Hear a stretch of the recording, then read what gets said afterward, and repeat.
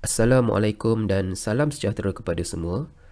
Dalam video ini, kita nak belajar standard pembelajaran 2.3.2 iaitu Ester. Okey, kita lihat perbualan di antara pelajar dan gurunya ini. Baik, pelajar tu cakap apa? Cikgu, saya makan aiskrim berperisa strawberry. Pada bungkusan aiskrim, ada kandungan perisa strawberry. Adakah perisa strawberry itu strawberry sebenar? Okay, murid itu bertanya pada gurunya. Baik, gurunya jawab apa? Perisa strawberry bukan strawberry sebenar. Perisa itu ialah etil heksanoat, ahli siri homolog ester yang dapat disediakan secara tindak balas kimia. Okay, jadi ya, sebenarnya ya, perisa makanan ataupun minuman ya, yang ada dijual di pasaran itu ya, kebanyakannya bukanlah dihasilkan ya daripada perisa sebenar, maksudnya daripada buah-buahan sebenar ya. Kebanyakannya dihasilkan daripada tindak balas kimia. Kerana apa? Salah satunya adalah untuk menjimatkan kos ya. Kalau dia menggunakan ya bahan-bahan sebenar, kos dia lebih tinggi. Jadi untuk mengurangkan kos, maka kebanyakan perisa yang ada di dalam makanan ataupun minuman yang dijual di pasaran itu adalah bukan perisa sebenar. Dia adalah perisa tiruan yang dihasilkan daripada bahan kimia. Jadi ya, perisa buah-buahan yang terhasil daripada tindak balas kimia itu adalah sebenarnya ester. Jadi inilah yang akan kita belajar dalam video ini ya. Okey, formula AMM bagi ester ialah CM H2M tambah 1 COO CN H2N tambah 1, di mana M bermula daripada kosong, 1, 2, 3 dan seterusnya, manakala N bermula daripada 1, 2, 3 dan seterusnya. Ya, awak kena hafal formula AMM bagi ester ini. Okay, ester adalah bukan hidrokarbon. Ya, kerana ester dia mengandungi atom karbon, hidrogen dan juga oksigen. Ingat lagi tak? Kalau hidrokarbon, maksudnya dia hanya ada atom karbon dan juga hidrogen saja. Kalau dia ada unsur lain selain daripada karbon dan hidrogen, maka ia adalah termasuk di dalam kumpulan bukan hidrokarbon. Baik, kumpulan berfungsi bagi ester, nama dia karboksilat. Okay, ini adalah kumpulan berfungsi bagi ester. Di mana ya, kumpulan karboksilat dia terdiri daripada satu ikatan ganda 2 dengan atom oksigen dan satu ikatan tunggal dengan atom oksigen. Ya. Ester terhasil apabila asid karboksilik bertindak balas dengan alkohol, seperti yang telah kita pelajari dalam sifat kimia asid karboksilik. Ya. Apabila asid karboksilik bertindak balas dengan alkohol, ya, dia akan menghasilkan ester dan juga air. Formula AMM ester dapat diterbitkan dengan penggabungan sebahagian daripada formula molekul asid karboksilik dan sebahagian daripada formula molekul alkohol dengan penyingkiran satu molekul air. Okey. Apabila asid karboksilik ya, kita tindak balaskan dengan alkohol ya, kita panaskan dengan mangkin. Ya, mangkin yang kita gunakan adalah asid sulfurik pekat ya. Apa yang akan terhasil adalah ester dan juga air. Okey. Ini adalah formula AMM bagi asid karboksilik, manakala ini adalah formula AMM bagi alkohol. Untuk mudah ya, untuk senang ingat, okey, apa yang akan berlaku adalah CN H2N tambah 1 daripada alkohol ini, dia akan ambil tempat H di dalam asid karboksilik ini. Bermaksud dia akan membentuk sebatian baru, iaitu ester. Di mana ya, M ini ya, dia bermula daripada kosong, awak kena ingat. Manakala N ini, dia bermula daripada 1. Okey, jadi inilah ester ya. Manakala hidrogen ni pula, dia akan ambil tempat CnH2n tambah 1 ini, dia akan bergabung dengan OH untuk membentuk molekul air ya.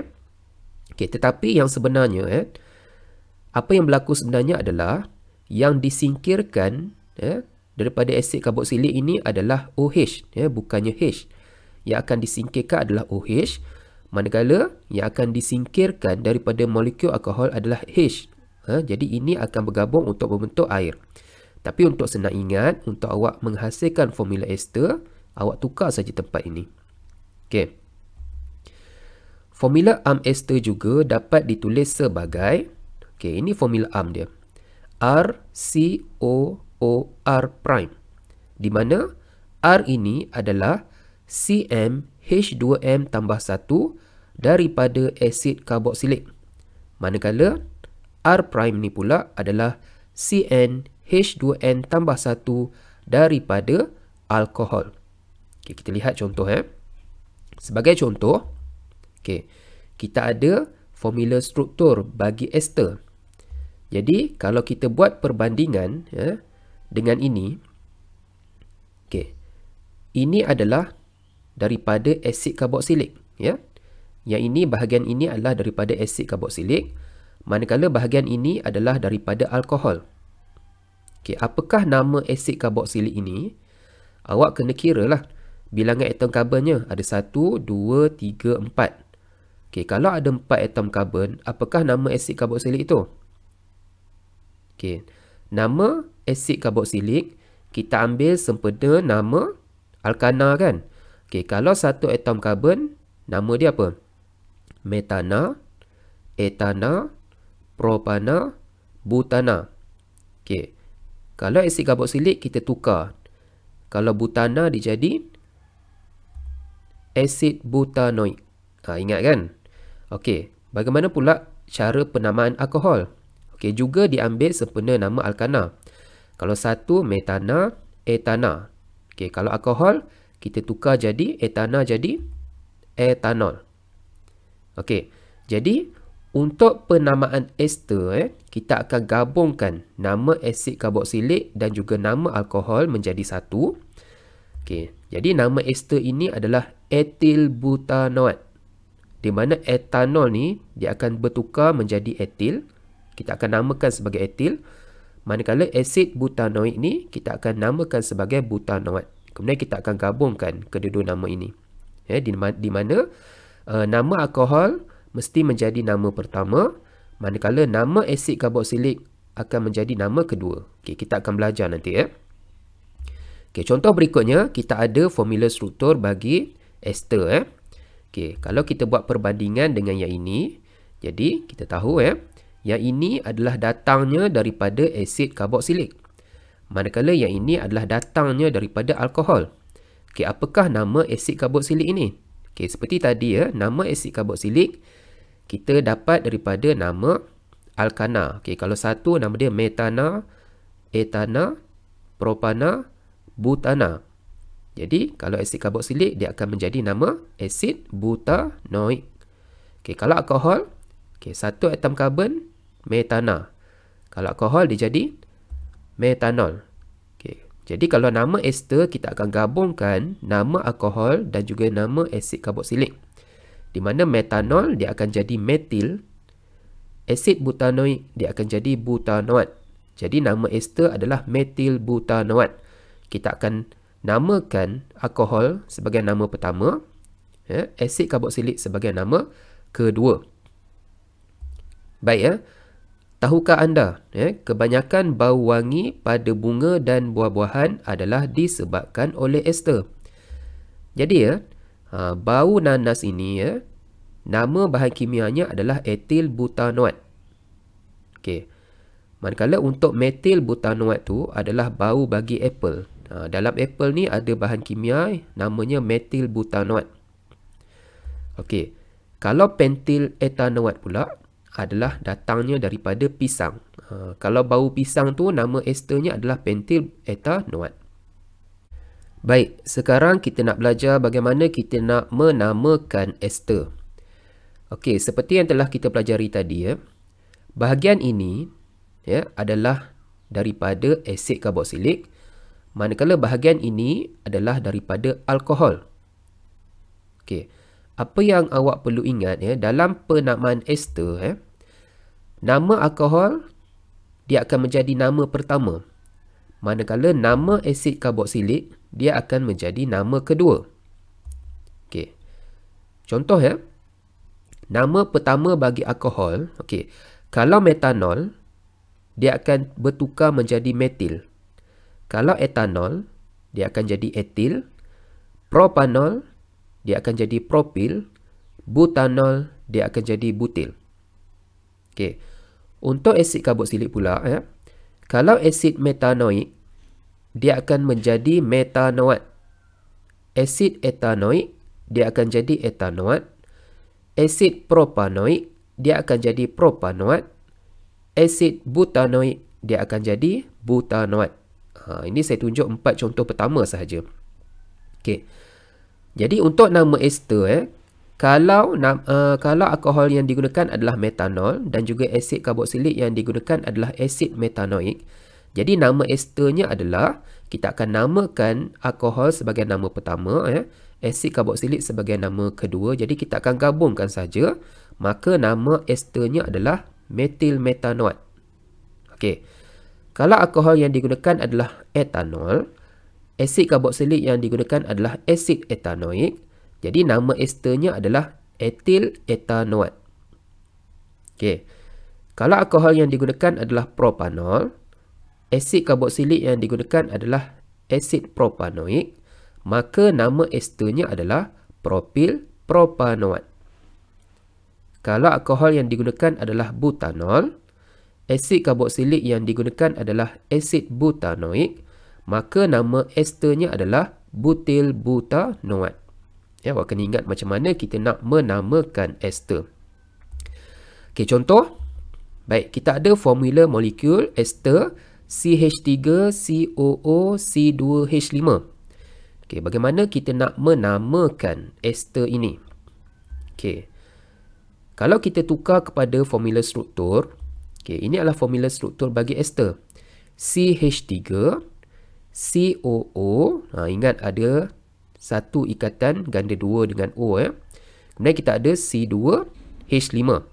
Okay, di mana kita tahu yang ini datangnya daripada asid karboksilik, manakala yang ini datangnya daripada alkohol. Baik, apakah nama asid karboksilik ini? Metana etana. Jadi asid karboksilik ini nama dia asid etanoik. Okay, alkohol pula metana etana. Jadi alkohol dia jadi etanol. Okay, untuk menamakan ester, etanol dia akan tukar menjadi etil. Asid etanoik dia akan tukar jadi etanoat. Okey, di mana alkohol tu adalah sebagai nama pertama, etanoat tu pula sebagai nama kedua. Jadi untuk nama ester kita gabungkan, dia menjadi etil etanoat. Faham ya? Okey, contoh berikutnya kita ada formula struktur bagi ester. Okey, macam mana kita nak menamakan dia? Okey, ini adalah bahagian asid karboksilik, ini adalah bahagian alkohol. Okey, apakah nama asid karboksilik ini? Metana, etana, propana, butana. Jadi nama dia asid butanoik. Apakah nama alkohol ini? Metana, etana. Dan nama dia etanol. Okey. Nama ester, etanol dia akan bertukar menjadi etil. Asid butanoik dia akan tukar menjadi butanoat. Jadi nama ester, etil ni nama pertama, butanoat ni nama kedua. Kita gabungkan menjadi etil butanoat. Okay, yang kedua, kita tahu ini datangnya daripada asid karboksilik, ini datangnya daripada alkohol. Apakah nama asid karboksilik ini? Metana, etana, propana. Jadi asid karboksilik ini nama dia asid propanoik. Yang ini metana. Jadi nama alkohol dia metanol. Okey, nama ester, metanol ditukar menjadi metil. Asid propanoik ditukar jadi propanoat. Di mana metil tu adalah nama pertama, propanoat adalah nama kedua. Maka nama ester kita gabungkan menjadi metil propanoat. Boleh? Baik, kita nak lihat tindak balas pengesteran. Okey, tindak balas pengesteran adalah tindak balas untuk menghasilkan ester daripada asid karboksilik dan alkohol. Kita dah belajar ini ya. Contoh, apabila campuran asid etanoik glacial, ingat lagi tak apa maksud glacial? Maksudnya tulen, iaitu dalam bentuk cecair, etanol dan beberapa titis asid sulfurik pekat dipanaskan, ester yang bernama etil etanoat terbentuk. Kita ada asid etanoik glacial dalam bentuk cecair. Kemudian kita ada etanol. Kita panaskan dengan mangkin asid sulfurik pekat. Okey. Formula struktur bagi asid etanoik, ini formula struktur dia, CH3COOH. Manakala formula struktur bagi etanol, C2H5OH. Apabila kita panaskan dengan mangkin asid sulfurik pekat, apa yang akan berlaku ialah, singkirkan kumpulan OH daripada asid karboksilik. OH daripada kumpulan asid karboksilik ini akan tersingkir. Manakala H daripada etanol ini juga akan tersingkir. Di mana dua benda ini dia akan bergabung untuk membentuk molekul air. Apabila OH dan juga H telah disingkirkan, maka dia jadilah macam ni kan. Tak lengkap ni kan. Jadi apa yang akan berlaku berikutnya? Dua benda ni dia akan bergabung. Dia akan bercantum di sini untuk membentuk ester. Gabungkan kedua-dua bahagian yang tinggal dengan membentuk rangkaian ester. Dia akan bergabung di sini. Dia akan membentuk ester. Apakah nama formula molekul ini? Kita ada CH3, COO, C2H5. Dalam bentuk cecair dan juga air. Jadi apakah nama ester ini? Tengoklah ni bahan dia. Kalau etanol, dia akan bertukar menjadi etil. Kalau asid etanoik, dia akan bertukar menjadi etanoat. Jadi nama esternya adalah etil etanoat. Kita nak lihat sifat fizik bagi ester. Yang pertama, ester adalah sebatian neutral dengan bau manis buah-buahan. Ciri istimewa bagi ester adalah dia berbau wangi. Dia berbau manis buah-buahan.